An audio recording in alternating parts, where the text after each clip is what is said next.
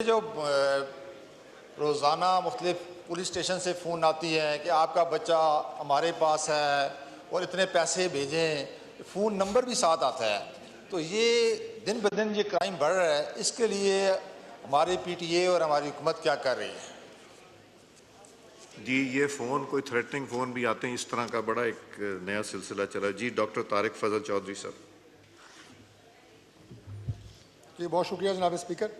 جناب اسپیکر، جو آنریبل ممبر نے جس مسئلے کی طرف بات کی ہے اور جو سوال پوچھا ہے، بنیادی طور پہ یہ مسئلہ صرف پاکستان میں نہیں بلکہ پوری دنیا میں جو سائبر کرائمز کے شکایات ہیں وہ بڑھ رہی ہیں، ان کی جو کیسز ہیں ان کی تعداد میں اضافہ ہو رہا ہے، اور پاکستان میں بھی سائبر کرائم کے یہ جو کیسز ہیں جس اس مد میں آتے ہیں وہ بالکل رپورٹ ہوتے ہیں، اور ہمارے دو ادارے ایسے ہیں کہ جو کہ اس میں ایکشن لیتے ہیں۔ ایک ہمارا جو ہے وہ پی ٹی اے ہے اور دوسرا جو ہے وہ ایف آئی اے ہے۔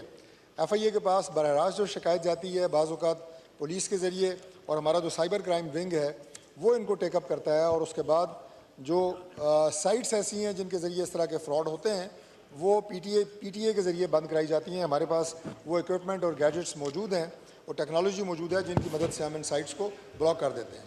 شکریہ سر۔ جی سپلیمنٹری شاہدہ رحمانی صاحبہ۔ شکریہ اسپیکر صاحب۔ بالکل یہ ہمارے نمبرز پہ آئی ڈی بنا کر اور دوسروں کو کال کی جاتی ہے کہ، اور اسی طرح بھی ہمارے کچھ پارلیمنٹیرینز کے ساتھ بھی ایسا ہوا، میرے ساتھ بھی ایسا ہوا کہ دوسرے نمبر پہ میسیج جاتا ہے اور کہ وہ ہماری ہی آئی ڈی لگی ہوتی ہے اور پھر وہ اس سے پیسے کا ڈیمانڈ کرتے ہیں کہ جی مجھے لون لینا۔ فار ایگزامپل یہی میری ایک کولیگس سے کہا گیا کہ مجھے پیسے لینے، پھر ہمارے ڈفرینٹ کولیگس سے کہا گیا، وہ مجھے کال کر رہے ہیں تو پھر وہ کال میں اٹینڈ نہیں کر رہی ہوں، تو یہ مطلب ہمارے لیے بڑا امبیرسمنٹ ہوتا ہے۔ ایک اور میری آنریبل کولیگس یہاں آج آئی نہیں، ان کے ساتھ بھی یہی ہوا کہ میں آؤٹ آف کنٹری تھی، ان کا میسیج آیا کہ جی مجھے ارجنٹ اتنے پیسے چاہیے، پھر میں نے انہیں کال کی تو وہ اٹینڈ نہیں کری، نمبر بھی وہی ہوتا ہے، پورا ہیک کر لیا جاتا ہے واٹس ایپ۔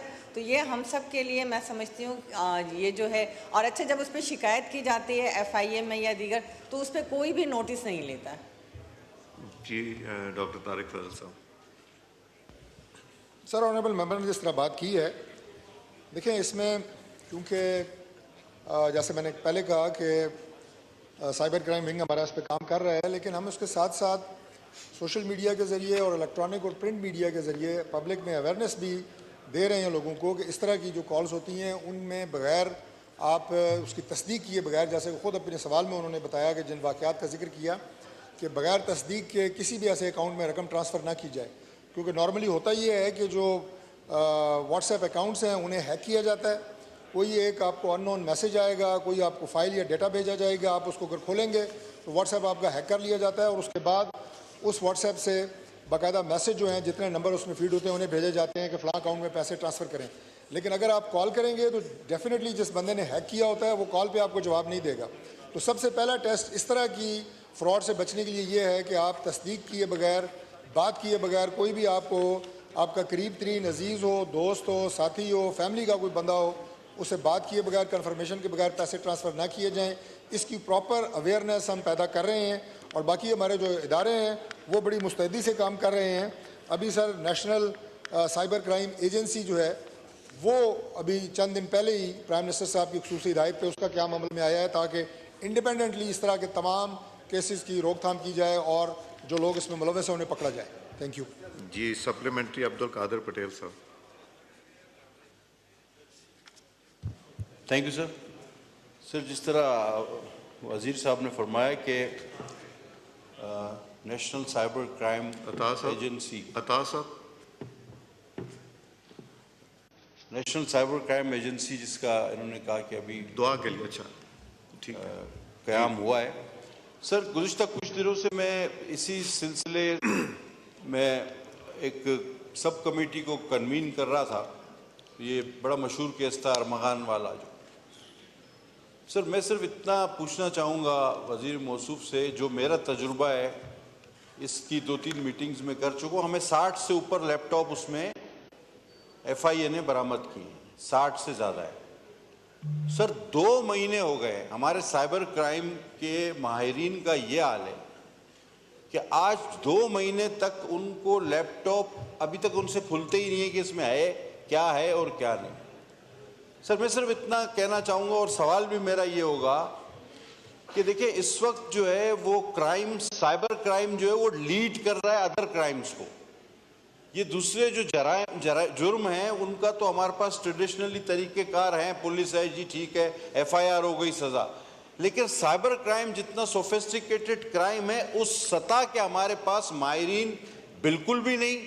اب چونکہ میرا سوال کرنا لازمی ہے تو میں صرف اتنا پوچھنا چاہوں گا کہ اس وقت آپ کے سائبر کرائم ونگ میں کتنے ایکسپرٹس ہیں، ان کی قابلیت کیا ہے؟ کیونکہ جو کرائم کر رہا ہے وہ تو IT ایکسپرٹ ہے، اور آپ اگر کسی کو ملازمت دیتے ہیں اس لیول کے IT ایکسپرٹ کو تو وہ 25, 30, 50 لاکھ روپے سے کم نہیں لے گا، ادروائز وہ باہر کام کرے گا.